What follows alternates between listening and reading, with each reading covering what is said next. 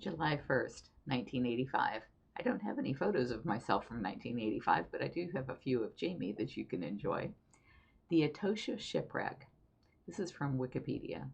Nuestra Señora de Atocha, that was horrible, Spanish meaning Our Lady of Atocha, was a Spanish treasure galleon and the most widely known vessel of a fleet of ships that sunk in a hurricane off the Florida Keys in 1622.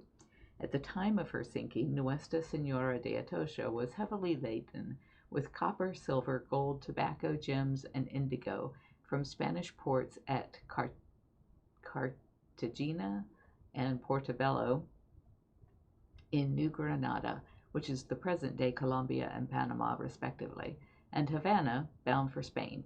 The ship was named for the parish of Atocha in Madrid. Much of the wreck of Nuestra Señora de Atocha was famously recovered by an American commercial treasure hunting expedition in 1985, owned by Mel Fisher. Following a lengthy court battle against the state of Florida, the finders were ultimately awarded sole ownership of the rights to the treasure. Right around that time, the mother lode of silver, gold, and emeralds was finally discovered in July of 1985. It was Mel's son Kane who radioed the news to treasure salvers headquarters on the Florida coast from the salvage boat Dauntless. This was around the same time that Don and I were approached by someone needing money to salvage a shipwreck off of Florida's coast. He absolutely would not say where for fear of someone else salvaging the wreck before he could.